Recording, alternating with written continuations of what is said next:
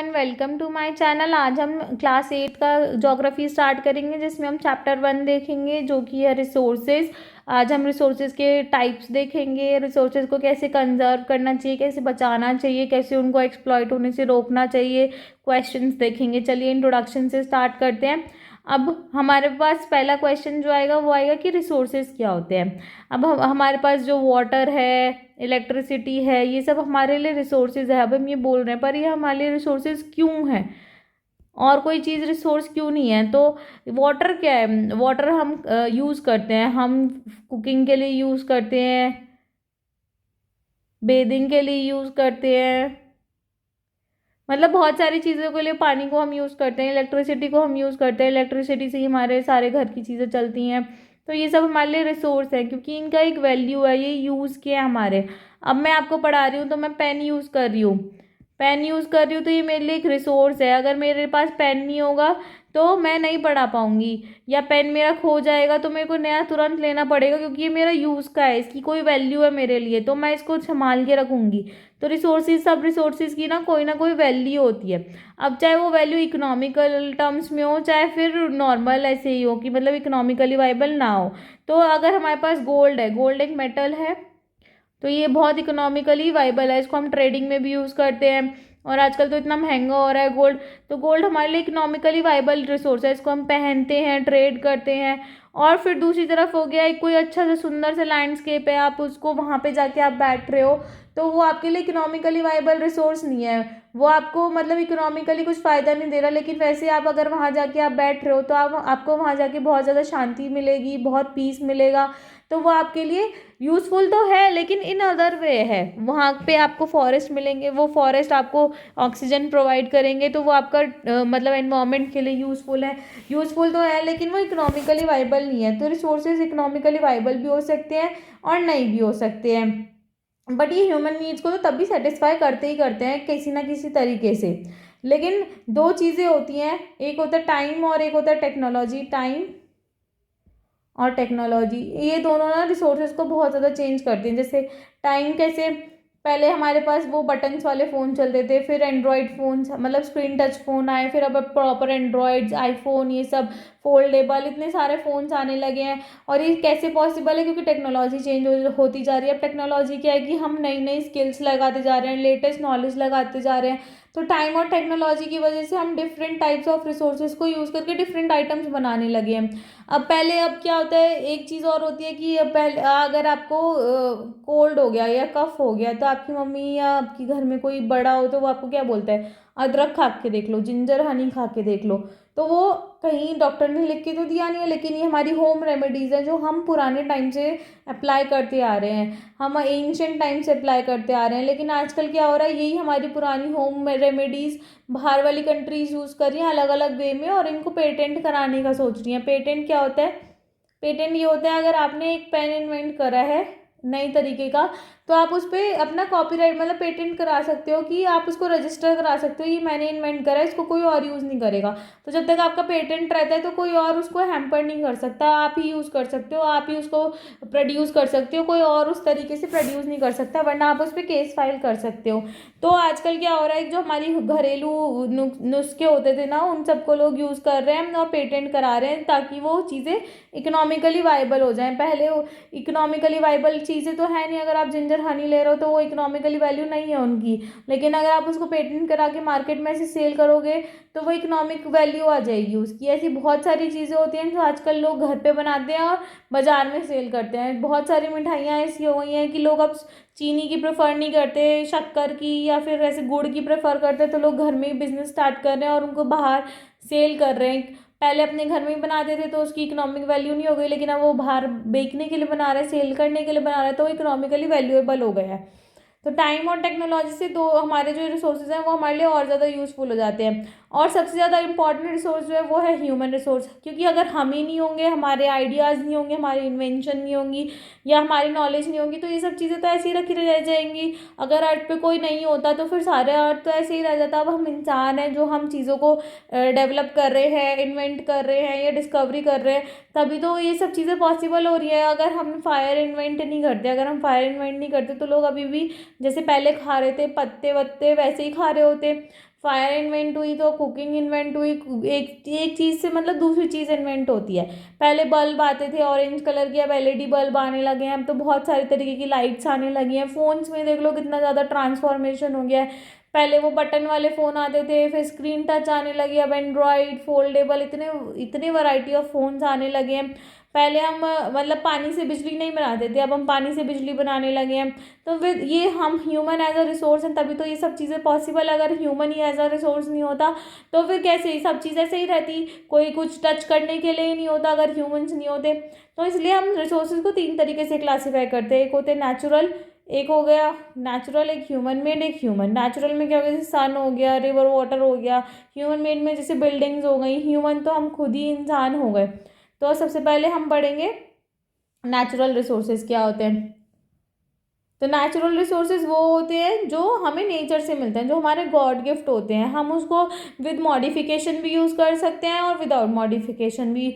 लेकिन जो नेचुरल है वो जैसे हो गया एयर हो गया जो हम ब्रीथ करते हैं, वाटर हो गया जो हमारे को रिवर्स में मिलता है, लेक्स में मिलता है, सॉइल्स हो गए, मिनरल्स हो गए, ये सब हमारे नेचुरल रिसोर्सेज हैं। ये हमें नेचर से फ्री गिफ्ट मिला है, ये हम डायरेक्टली यूज़ कर सकते हैं। लेकिन मिनरल्स तो हमें एक्सट्रैक्ट करने पड़ते हैं, लेकिन हम एयर को, वाटर को, सॉइल को ऐसे डायरेक्ट यूज़ करते हैं।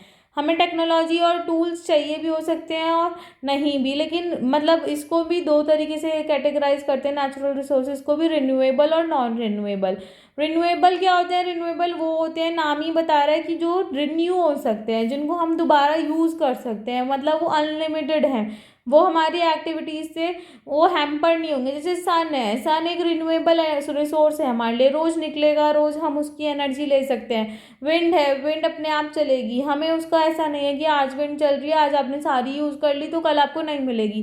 तो ये सब आपके लिए अनलिमिटेड रिसोर्सेज हैं, तो इनको हम इसलिए रिन्यूएबल बोलते हैं। इनको हम केयरलेस यूज़ भी कर सकते हैं हम, और लेकिन इतना भी केयरलेस यूज़ नहीं कर सकते। लेकिन अगर हम कुछ चीज़ों को केयरलेसली यूज़ करेंगे, जैसे हम पानी है, पानी भी हमारा रिन्यूएबल रिसोर्स है, लेकिन हम आजकल उसको मतलब केयरलेसली यूज़ करते हैं, इसलिए हमें शॉर्टेज ऑफ वाटर देखने को मिलेगी। लेकिन सन और विंड ऐसा है जिनका आप केयरलेस यूज़ कर सकते हो, ऐसा वो मतलब वो ख़त्म नहीं होंगे। लेकिन पानी, फॉरेस्ट, ये सब हमें सोच समझ कर यूज़ करना चाहिए, क्योंकि वाटर बेशक अनलिमिटेड रिन्यूएबल रिसोर्स है, लेकिन हमारे जो नेचुरल वाटर रिसोर्सेज हैं वो ड्राई हो रहे हैं, हमें फ्रेश वाटर बहुत कम देखने को मिल रहा है। तो हमें रिन्यूएबल रिसोर्सेज में भी थोड़ा केयरफुल होना पड़ेगा, केयरलेस नहीं बनना है हमें। जैसे पानी के बारे में शॉर्टेज ऑफ वाटर देखने को मिल रही है, तो उसमें हमें केयरफुल बनने की ज़रूरत है। लेकिन जो मेन है रिन्यूएबल रिसोर्स, वो यही है कि वो रिन्यू हो जाते हैं, वो ख़त्म नहीं होते, वो बार बार आप यूज़ कर सकते हो। अब उसके अपोजिट होते हैं नॉन रिन्यूएबल रिसोर्स, जो ख़त्म हो जाते हैं, मतलब उनका लिमिटेड स्टॉक है। अगर एक बार स्टॉक एग्जॉस्ट हो गया तो बहुत हज़ारों साल लग जाते हैं उनको रिन्यू करने में। तो ये जो बहुत हज़ारों साल लग जाते हैं, तो एक इंसान की लाइफ तो ऐसा होता है 60 70 80 मैक्सिमम 90 इतना ही जीता है, तो वो उसके लिए तो उसकी लाइफ में रिन्यू नहीं हो सकते हैं। तो इसलिए इसको नॉन रिन्यूएबल रिसोर्स बोलते हैं। जैसे कोल हो गया, पेट्रोलियम हो गया, नेचुरल गैस हो गई, ये सब नॉन रिन्यूएबल रिसोर्स हैं। कोल को बनने में बहुत हज़ारों साल लग जाते हैं।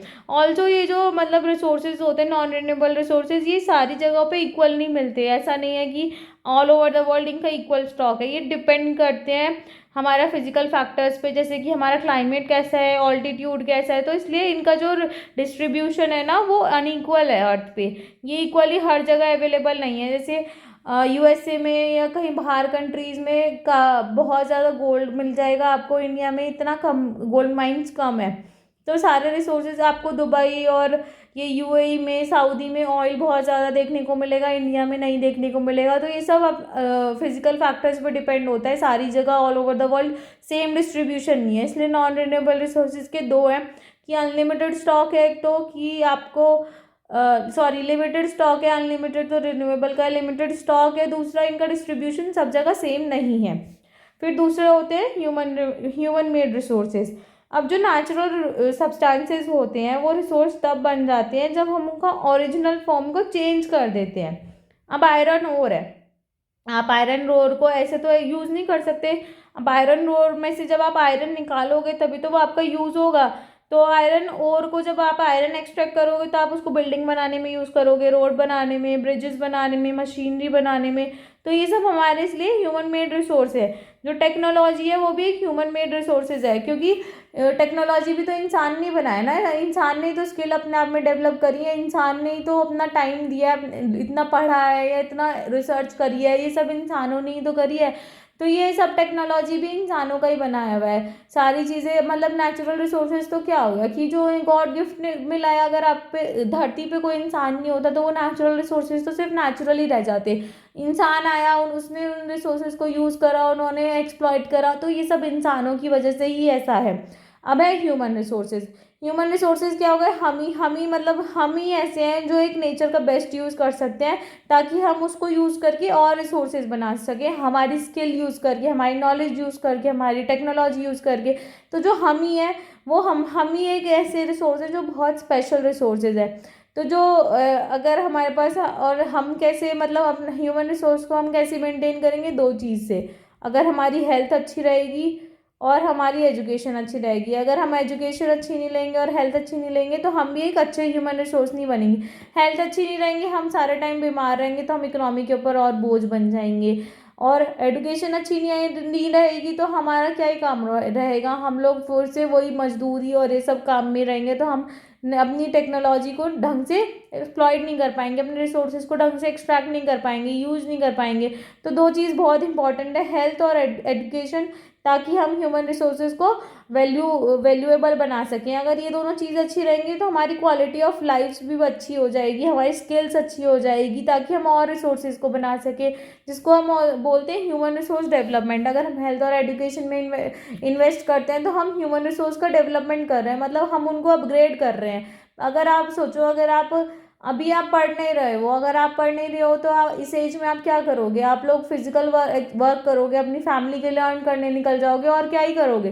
तो ये आपकी फैमिली है, आप उनको थैंकफुल होने चाहिए कि आपके पास है कि आप लोग पढ़ रहे हो। कुछ फैमिलीज में नहीं होता, वो मतलब अफोर्ड नहीं कर सकते अपने बच्चों को पढ़ाना, तो वो अपने बच्चों को फिजिकल वर्क कराने के लिए भेज देते हैं, अर्न करने के लिए भेज देते हैं। तो आप पढ़ पा रहे हो, आपकी हेल्थ अच्छी है, तो आप एक ह्यूमन रिसोर्स हो, हमारी कंट्री के लिए ह्यूमन रिसोर्स डेवलपमेंट हो रहा है वो। अब नेक्स्ट है कंजर्विंग रिसोर्सेज। अब हमारी पॉपुलेशन तो इतनी बढ़ गई है, अब पॉपुलेशन बढ़ेगी तो उनकी नीड्स भी बढ़ेंगी। तो हमने ना मतलब रिसोर्सेज को बहुत केयरलेसली यूज़ करा है, हमने उनको केयरफुली यूज़ नहीं करा, जिसकी वजह से अब हमें उनको कंजर्व करने की भी ज़रूरत आ गई। अब क्या होता है, नेचर ने हमें रिसोर्स दिया, नेचर ने हमें रिसोर्स क्यों दिया, ताकि हम सस्टेन कर पाएँ। अब हमने क्या करा है, नेचर को एक्सप्लॉइट कर दिया।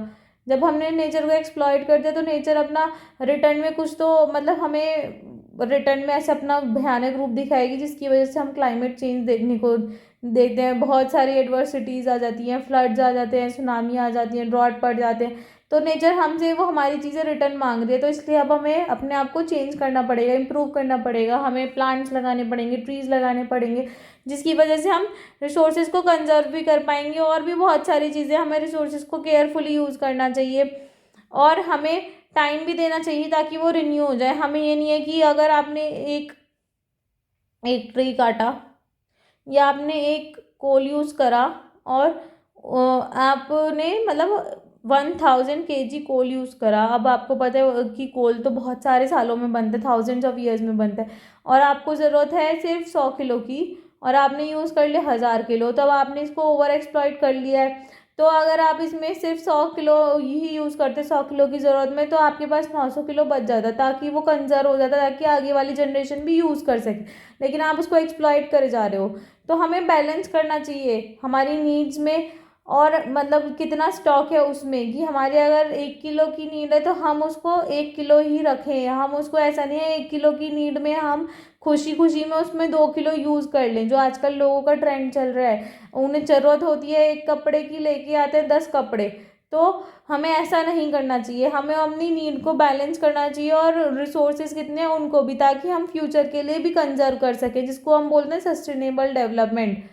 सस्टेनेबल सस्टेनेबल डेवलपमेंट में क्या ही होता है कि हमें अपना केयर करना चाहिए, सारी लाइफ्स की सारे, और हमें अपनी क्वालिटी भी बढ़ानी चाहिए अपनी लाइफ की। हमें एजुकेशन में इन्वेस्ट करना चाहिए, हेल्थ में इन्वेस्ट करना चाहिए, अपना पर्सनल एटीट्यूड चेंज करना चाहिए, हमें एनवायरनमेंट की रिस्पेक्ट करनी चाहिए, हमें केयर करना चाहिए कि ये हमारा ही एनवायरनमेंट है, हमें अर्थ की एनर्जी को कंजर्व करना चाहिए, हमें मतलब नेचुरल रिसोर्सेज का डिप्लीशन रोकना चाहिए, जो नेचुरल रिसोर्सेज को हम एक्सप्लॉइट कर जा रहे हैं। तो ये सब सस्टेनेबल डेवलपमेंट में यही आता है। तो बहुत सारी चीज़ें हैं कि हम अपने रिसोर्सेज को कंजर्व कर सकते हैं, जैसे कि हम अपना कंजम्पशन कम कर सकते हैं, हम चीज़ों को रिसाइकल कर सकते हैं, हम चीज़ों को रीयूज़ कर सकते हैं।